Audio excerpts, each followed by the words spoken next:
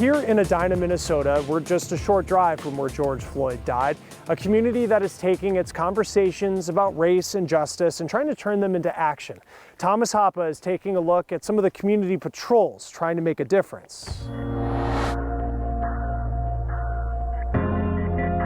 Did you live here all your life in this area? Yes.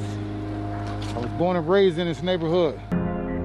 This is 38th and Lake Street in Minneapolis. Pretty much grew up in this neighborhood my whole life, other than me being incarcerated, but out of state. So the neighborhood now known for the George Floyd tragedy. I was out of the country for 6 years, teaching in a university in the Middle East.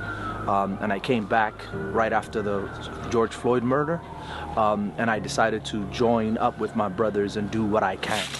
People came from all over the world to pay their respects after Floyd's death. Smurf dog, what's up, man? How you feeling, bro? What's up? What up, love? But for those who live here, his death changed them. A lot of attention was brought here to this area, to this square now. A few people here decided to make a movement to reclaim their neighborhood, bridging the gap between the community and local law enforcement. My name's Steve Floyd. I'm a chief advisor for the Agape Movement, co-founder. They're calling themselves the Agape Movement, formed to prevent crime, destruction, and training young people to participate in community patrols instead of committing crimes. The movement was started simply because the individuals that also lived in this neighborhood and who have been a part of this neighborhood for years and decades, and as gang members as well. It's like a switch flipped. It came towards establishing a community that was basically based on fear to understanding how to protect the community. Basically bringing the neighborhood back, in which we call putting the neighbor back in the hood. You know, I didn't have a positive father figure growing up, and the streets gave me something that I wasn't getting somewhere else. Why did you decide, to be part of this Agape movement? Because I got sick and tired of, just us going against each other. We can't expect the law enforcement and other people to respect us if we don't respect ourselves. And when this murder happened, I mean, we just couldn't sit by and just let it die down. I take it personal because that easy could have been me. And the way I was living my life, it probably should have been me.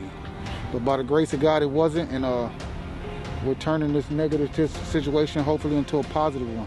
But the Agape Movement is so much more. The group connects people to food and housing resources and offers employment and educational opportunities. Black men stepping up. I mean, you don't really get a collection of guys out here with the same goal, trying to, kind of take back the community. I mean, a lot of us grew up in broken homes and we didn't really realize what being a man was.